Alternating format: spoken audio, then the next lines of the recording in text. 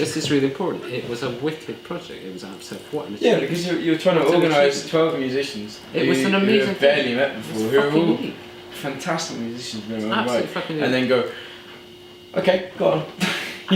You guys go for it, and. All that and all that is coming yet, for all that man's and man the world shall brothers be, for all that. Burns nights, it always seems like a celebration of Scottishness rather than a celebration of an artist and a visionary. And he's from my area actually. Apparently it was my hometown that killed him.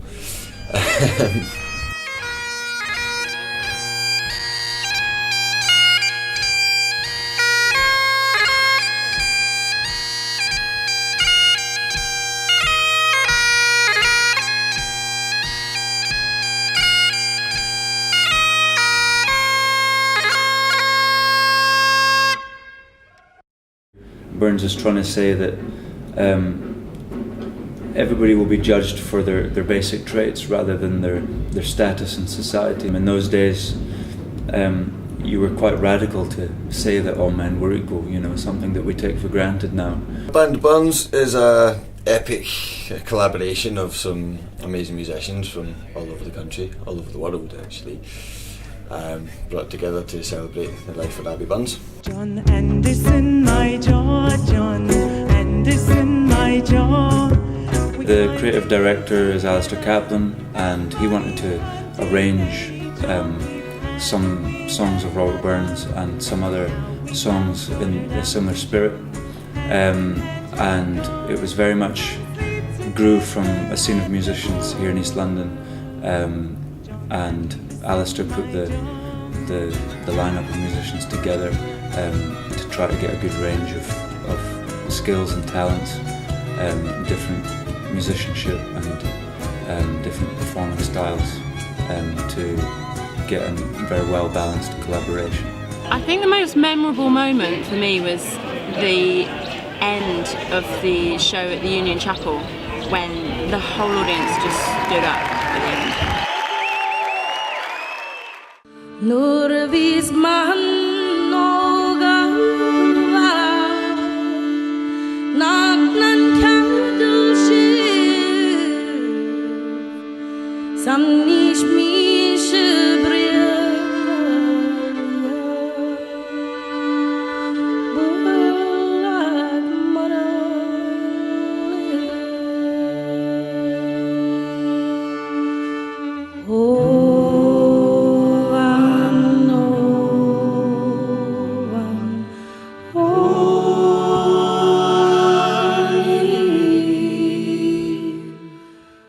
With the help of some contributions, we would like to make a double album of the two halves of the concert, which is round about 15 to 20 pieces of music.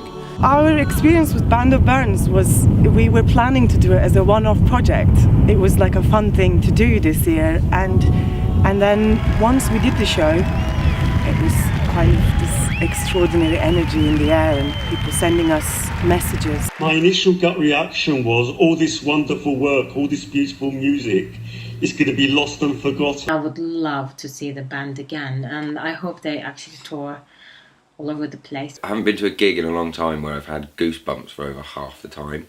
The setting was beautiful, the tunes sort of, like the whole room would sort of reverberate around like this energy coming off the stage, and I haven't quite seen anything like it for a long time. As soon as the Indiegogo starts, I'm going to definitely pledge and put some money towards something that needs to continue, really. I really would love the project to continue and to see the band again, because you just don't very often get that many amazing musicians in one place at one time. One of the best concerts I've ever been to, in all honesty. But I am a bit of a, how do you say, I do like folk music quite a lot, so yeah. So then suddenly now it became a project where we are all considering carrying on.